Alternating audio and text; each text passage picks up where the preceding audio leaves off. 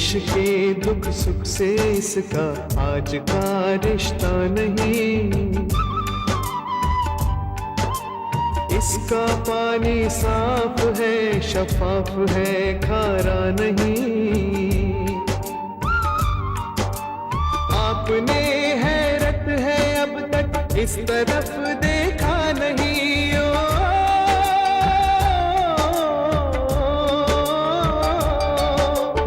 आपने हैरत है अब तक इस तरफ देखा नहीं। जो सियासत ने बनाया है ये वो नक्शा नहीं जो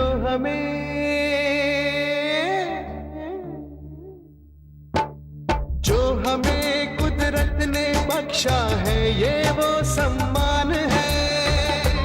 हिंदुस्तान है, हिंदुस्तान है। सिंधु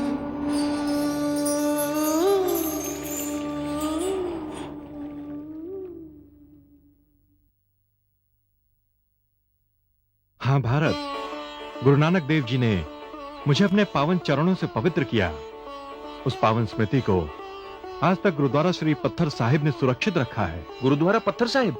हाँ भारत, एक बड़ी पत्थर की चट्टान उस घटना की साक्षी है जब बाबा नानक देव जी यहां पधारे थे। इस क्षेत्र में एक राक्षस का आतंक था। जब गुरु नानक देव जी यहां रुके थे, बाबा जी के आने से वो राक्षस इस प्रकार घबराया जैसे भोर के आने से रात्रि का अंधकार घबराता है। उस राक्षस ने एक बड़ी सी चट्टान उठाकर बाबा जी पर फेंकी। बाबा जी सो रहे थे। बाबा जी ने अपने कर कमलों के संकेत से उस पत्थर की चट्टान को वहीं रोका और शिला को मोम जैसा बना दिया। इस घटना का स्मारक है गुरुद्वारा श्री पत्थर साहिब, जो लद्दाख में है। जहां पर गुरु नानक देव जी दूसरी उदासी में सिंधु नदी के किनारे होते हुए कैलाश पर्वत की ओर जा रहे थे। तिब्बत से होते हुए गुरु नानक देव जी यहाँ 1517 ईस्वी में पहुंचे। जैसे ही इधर पहुंचे और इस इलाके के लोगों ने गुरु नानक देव जी को बताया कि एक राक्षस जो है इधर रहता है, वो हमारे को बहुत परेशान करता है।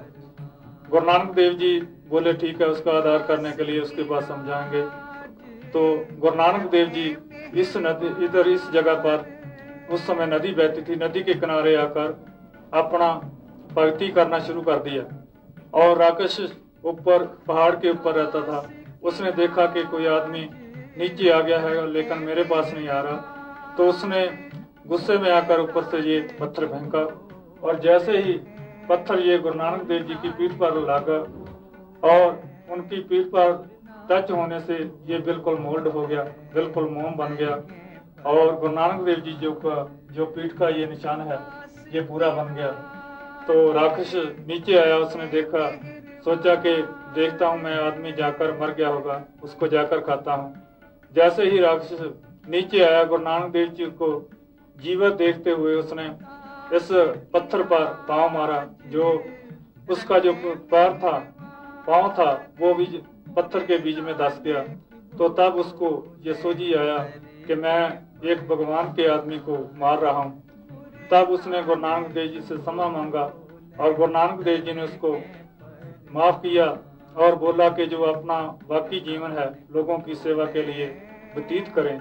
ये यहाँ पर गुरुद्वारा साहब पत्थर साहब विराजमान है।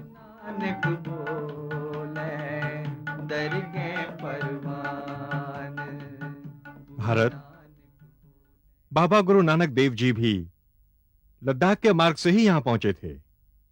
बाबा जी के रूप में प्रकाश आया, अंधकार रूपी राक्षस का अंत हुआ। बाबा जी ने इस क्षेत्र में भी जागरण का अपना वही संदेश दिया। जो तो प्रेम खेलन का चाव, सिर धर तली गली मोरी आओ, इत मारक पैर धरीजे, सिर दीजे, खान न कीजे। भारत, गुरु नानक देव जी की लद्दाख यात्रा मैं आज तक नहीं भूला। मानसरोवर से लेकर लद्दाख तक की मेरी यात्रा लगभग 1200 किलोमीटर की है। यह लद्दाख क्षेत्र बौद्ध विहारों का केंद्र है। यहां बौद्ध उपासना केंद्रों में भगवान बुद्ध की नैनाभिराम मूर्तियां हैं। यहां धम्म चक्र सदैव चलता रहता है।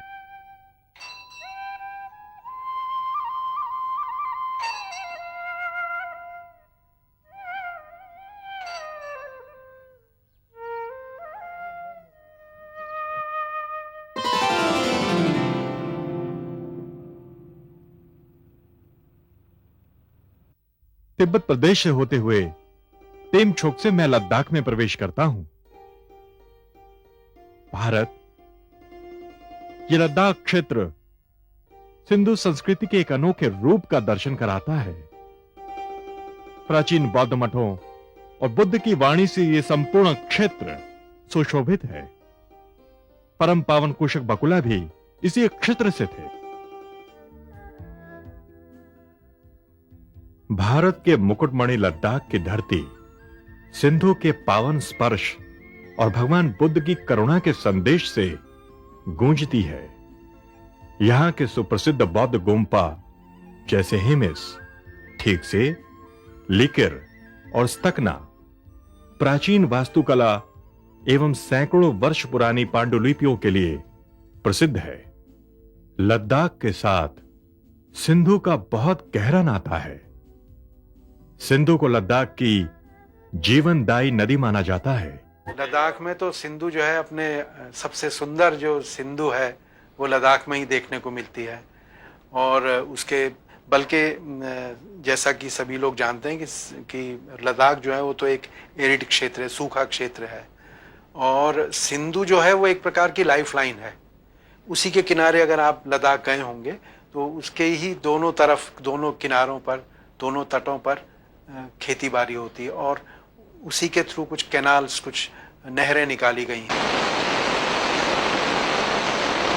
सिंधु नदी है अब लद्दाख की क्षेत्र में देमचोक जो है, जो कि अभी कैलाश मानसरोवर से काफ़ी दूरी पे है, तो वहाँ भारत के क्षेत्र में, लद्दाख के क्षेत्र में वहाँ से इंटर होती है और पूरे लद्दाख से बहती हुई बतालिक में फिर पाकिस्तान, जो अभी पाकिस्तान ऑक्यूपाइड कश्मीर है, तो वहाँ पर इंटर करती है पाकिस्तान में, फिर कराची तक उसका ये। तो सिंधु तो ना सिर्फ लद्दाख के जीवन के लिए जीवनदायिनी है लद्दाख के लिए, बल्कि सिंधु नदी से ही भारत का अस्तित्व है। क्योंकि जो भारत का नाम हिंदुस्तान या इंडस, वो सिंधु को लेके ही ये हुआ है। और लद्दाखी में जो सिंधु नदी का नाम है उसको सिंगे खबाब्स कहा जाता है, क्योंकि ये माना जाता है कि सिंधु जो नदी उद्गम है वो एक सिंह के मुंह रूपी एक पर्वत है, उसमें से इसका उद्गम होता है, इसलिए सिंगे खबाब्स। तो असल में जो लद्दाख के न्योमा से लेके लेह तक या नीचे बतालिक तक का सिंधु के नदी के किनारे जितने भी गांव बसे, ये कहा जाता है वो बहुत ही वीर होते हैं वहाँ पे जो पुरुष, क्योंकि सिंधु नदी का पानी पीते हैं और सिंह की तरह उनको कहते हैं, काफी वीर होते हैं। लद्दाख के लोगों के लिए सिंधु सिर्फ नदी नहीं है, बल्कि पवित्र जलधारा है। इतनी पवित्र कि यहाँ के लोग सिंधु नदी में रहने वाली मछलियों को भी पवित्र मानते हैं। ठंडे प्रदेश लद्दाख के लोग स्वाभाविक रूप से मांसाहारी हैं, लेकिन सिंधु में रहने वाली पवित्र मछलियों को पकड़ना भी अपराध है। सामाजिक महत्व इसलिए भी है क्योंकि सिंध में बहुत से मछली होता है और शुरू से ही ये लद्दाख में मछली खाने का प्रथा नहीं है। और सबसे बड़ा पाप मानते हैं जब मछली कोई खाता है। अब याक का मीट तो खाते हैं लोग, गाय का मीट भी, गाय का तो नहीं खाते हैं, बकरी का खाएंगे, लेकिन ये मछली पकड़ के खाना ये बहुत पाप माने जाते हैं। यहाँ जो लोग पकड़ते हैं, कभी कभी पकड़ते थे मिलिट्री लोग, तो बहुत विरोध किया लोगों ने। और जो मछली पकड़ने के लिए आमने सामने जाता उनको गांव वाले हर जगह से भगाते हैं। और इसको एक मछली को भी एक पवित्र माना जाता है जो इसमें निवास करते हैं, एक नागा के रूप में। एक नाग जो है, नाग पानी में रहते हैं तो एक नाग के रूप में उसको देखते हैं, क्योंकि पवित्र है ये नदी।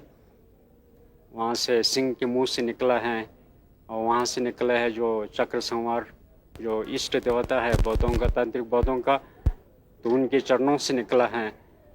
तो इसका पानी भी पवित्र होना चाहिए। जो जिसमें रहने वाले जीव जंतु है वो भी एक अनोखा और असाधारण जीव जंतु होगा, ये समझ करके लोग इसको खाने से मना करते हैं। मानसरोवर झील को लेकर लद्दाख और तिब्बत में कई कथाएं प्रचलित हैं। ये मानसरोवर के विषय में ये कहा जाता है कि बौद्ध धर्म के ग्रंथों में और अन्य शास्त्रों में भी कहता है कि ये सृष्टि के समय मानसरोवर वहाँ नहीं थे। फिर वहाँ एक चक्रवर्ती राजा 10वां भूमि प्राप्त एक बोधिसत्व के रूप में जन्म हुआ और उन्होंने एक दिन अपने वन में जाकर देखा कि संसार में दुख ही दुख है। ये जन्म होना भी दुख है, एक बुढ़ापा भी दुख है, बीमार होना भी दुख है और मृत्यु भी दुख है। फिर उन्होंने सोचा कि ये सब दुख ही दुख है, तो एक ब्राह्मण से पूछा कि इस दुख से कैसे मुक्ति मिल सकते हैं। तो उन्होंने कहा कि इसके लिए कोई उपाय आप बताइए। तो ब्राह्मण ने कहा कि ये सब दुख तो हम सबको भोगना पड़ेगा, चाहे बड़े हो चाहे छोटे हो, सबको जन्म लेना पड़ता है, मरना पड़ता है, ये सब दुख के साथ ही हमारे जीवन है। तो उन्होंने कहा कि इसका कोई उपाय बताइए आप। तो उन्होंने कहा कि आप दान देंगे निरंतर, जो बिना दरवाजे बंद का जो भी आए उसको जो चाहे दान देंगे तो अब इससे मुक्त हो सकता है। फिर राजा ने उनकी बात को मान करके एक मकान बनवाया और उसमें 12 साल तक वो लोगों को भोजन, कपड़ा, धन जो चाहे 12 साल तक वो दान देते रहे। और उस समय जो लोगों को खिलाने के लिए, भोजन के लिए वो चावल पकाते थे, चावल पका कर कुछ पानी फेंकना पड़ता है, उसके लिए उन्होंने एक गड्ढा बनाया। उसमें पानी चावल का पानी जो है फेंकते फेंकते 12 साल हो गया तो पूरा एक मानसरोवर बन गया। वो सृष्टि के समय ये नहीं था वो मानसरोवर, जो उस राजा ने जो है चावल का पानी फेंक करके ये मानसरोवर बन गया। तो मानसरोवर बहुत एक बड़ा वो है, 50-50 बताते हैं वो उसका योजना, 50 योजना लंबाई में, 50 योजना चौड़ाई में। तो ये मानसरोवर का पानी जो है बहुत पवित्र पानी है।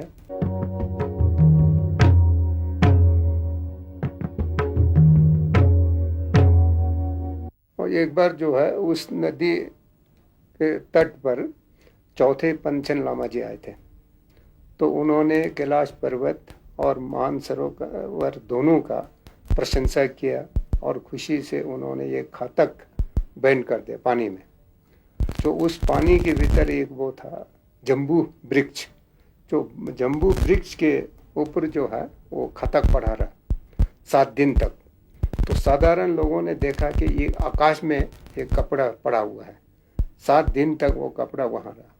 जो महापुरुष लोग देखते हैं तो वो जम्बू वृक्ष को देख सकते हैं, साधारण लोग नहीं देख सकते। और मानसरोवर का एक विशेषता ये है, उस पानी में कहते हैं 7 प्रकार के गुण होते हैं। एक तो वो पानी शीतल है, ठंडा रहता है और मीठा है और पेट खराब नहीं करता है और हल्का है, कोमल है। इस प्रकार के बौद्ध शास्त्रों में 8 प्रकार के अष्टांगिक गुण बताते हैं, उसको 8 प्रकार के गुण बताता है। तो उसी मानसरोवर से जो 4 नदियाँ निकलती हैं और एक तो जो है ये आपका सिंह के मुंह से जो निकलता है ये सिंधु नदी है। तो मानसरोवर के ये कहते हैं दाहिने तरफ 7 परिक्रमा करके फिर निकलते हैं। तो उस नदी के साथ साथ जो समुद्र में पहुँचते पहुँचते 500 छोटे छोटे पानी मिल जाता है उस नदी में। तो इसीलिए जो है ये इंडस नदी है वो मानसरोवर से निकलता है और वो समुद्र में गिरते गिरते और 500 नदी और उसमें मिल जाता है। तो ये पानी जो है बहुत एक अच्छा पानी है। लेह और मध्य लद्दाख में सिंधु के किनारे या उसके आसपास करीब 12 प्रमुख गोम्पा हैं। प्रायः सभी गोम्पा सिंधु नदी की ओर मुंह करके बनाए गए हैं। और क्योंकि ये वहाँ से जहाँ देवता निवास करते थे चक्र संवर, तो उनके आशीर्वाद से निकल के वहाँ से बह रही हैं, तो इसलिए ये पवित्र माने जाते हैं। और लद्दाख में हो या तिब्बत में, जितने हिमालय में जो भी हमारे जो ट्रेडिशन है बौद्धों का, तो वो लोग मूर्ति के सामने हम लोग पानी चढ़ाते हैं छोटे छोटे कप में, बेकिंग बॉल में। तो हम लद्दाख में ये सिंधु नदी से पानी ले करके चढ़ाते हैं। और जितने भी जो कोशिश करते, जब मोनेस्ट्री बनाते हैं लद्दाख में, तो कोशिश करते हैं कि इसका जो मुंह जो है वो सिंध नदी की तरह हो। जो ठीक से का मोनेस्ट्री हैं और स्पितुप का है मोनेस्ट्री, और इसके बाद जो जितने भी जो गांव में जो बनते हैं, जो गोम्पा बनते हैं, तो कोशिश करते हैं कि इनकी तरह मुंह हो, ताकि जो है ना ये एक सिंध के जो पानी एक अंजलि के रूप में उनके काम में आए। तो ये उनका ये मानना है। लेह शहर का एक बहुत बड़ा आकर्षण है हेमिस गोम्पा। एक अन्य गोम्पा ठिकसे में भगवान बुद्ध की विशाल और नैनाभिराम मूर्ति है। लद्दाख के मुख्य शहर लेह में है स्तोक पैलेस। नामग्याल राजाओं के महल स्तोक पैलेस पर तिब्बती वास्तुकला का प्रभाव स्पष्ट दिखाई देता है। महल की छत से लेह का खूबसूरत दृश्य दिखाई देता है।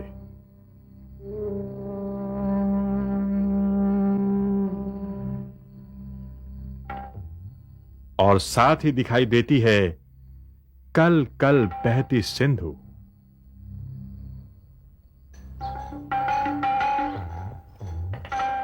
लद्दाख बौद्ध मत के महान गुरु कुशक बकुला का जन्म स्थान भी है। कुशक बकुला भगवान बुद्ध के 12 शिष्यों में से एक शिष्य के अवतार भी माने गए हैं।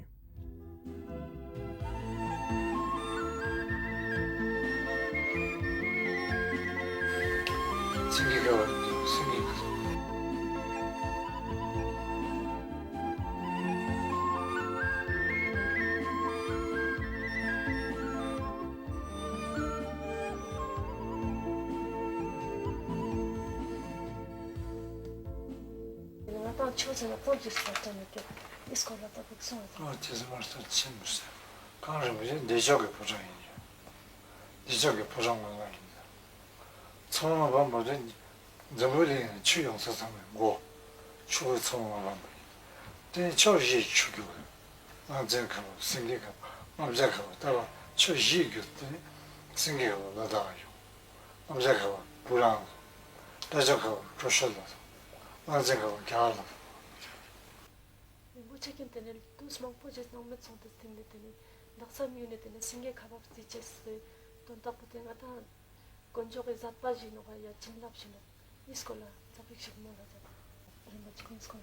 지금 만나는 리장 취도.这么먹고 있어야 와. 치즈 때서 먹을 수 있어. 메사 추는 좀 있을 수 있어. 가자는 것도 샷다. 이런 건 내가 당장 말한다. 상기지는 데 기나래. 때렸다. 생각하면서 참 이제 좀 되는 소소지다. 다음 뭔가 더 쓰고 있어. 나 희망을 내. 들을 때요.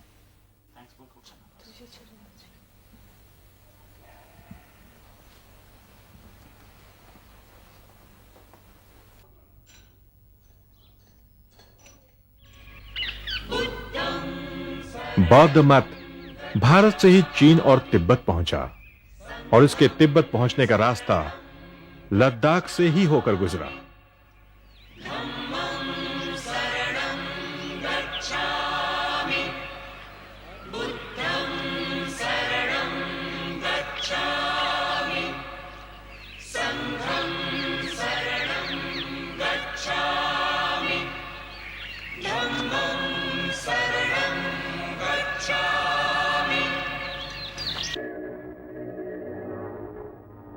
लद्दाख का क्षेत्र पहले कैलाश मानसरोवर तक फैला हुआ था।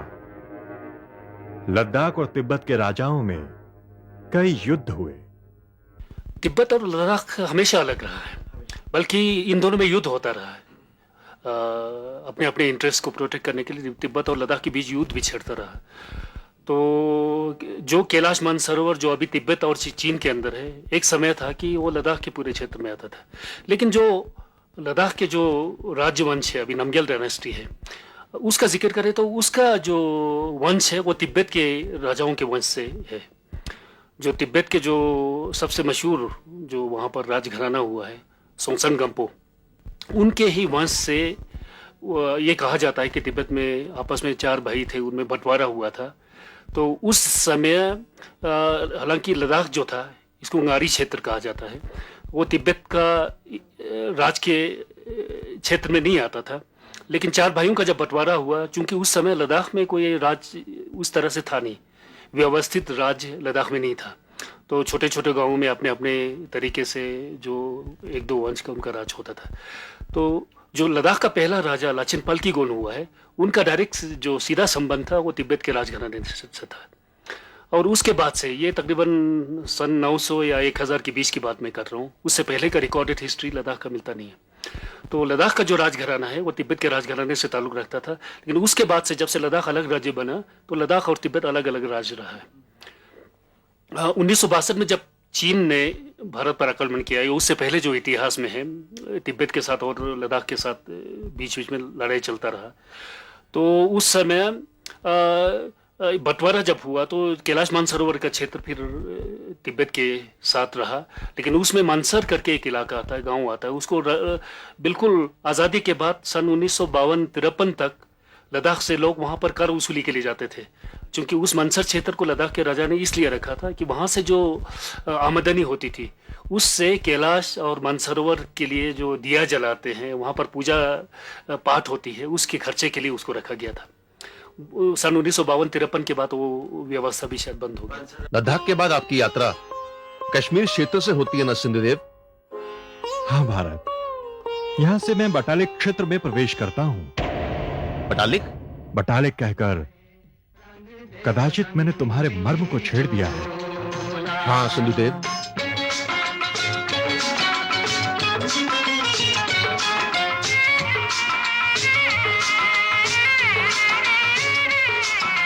दम निकले इस देश की खातिर बस इतना अरमान है।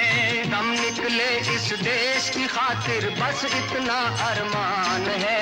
एक बार इस राह में मरना 100 जन्मों के समान है। देख के वीरों की कुर्बानी, देख के वीरों की कुर्बानी, अपना दिल भी बोला मेरा। हमारे कई सपूतों का बलिदान याद आया। भारत, बटालिक शब्द पर तुम्हारी प्रतिक्रिया स्वाभाविक है।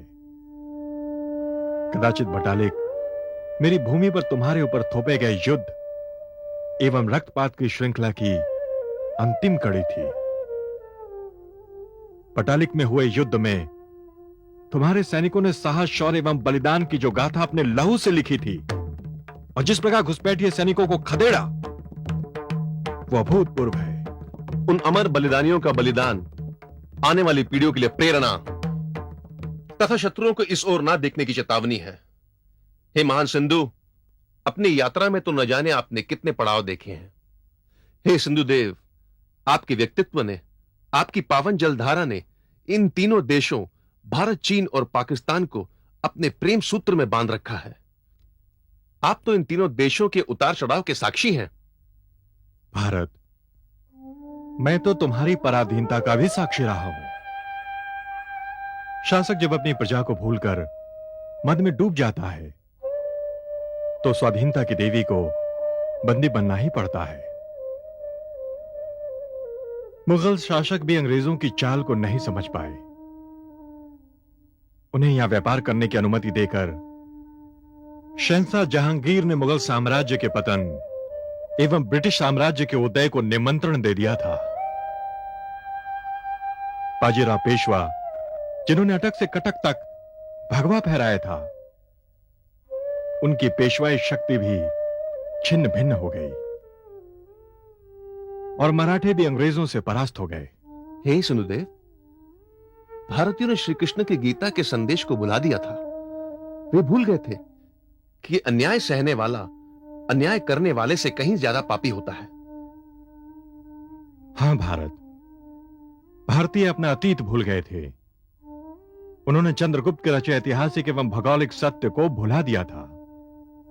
वे दाहिर जैसे इतिहास पुरुष के बलिदान को भूल गए थे। तब उन्हें पवन पुत्र हनुमान की भांति उनके शौर्य, उनके पराक्रम, उनके गौरवशाली अतीत को स्मरण कराना पड़ा। स्वतंत्रता संघर्ष के मंचले सिर पर कफन बांधे निकल पड़े थे।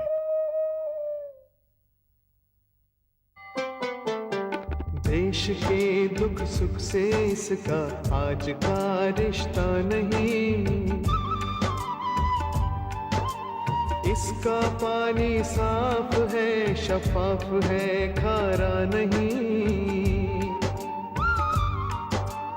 आपने हैरत है अब तक इस तरफ देखा नहीं। ओ,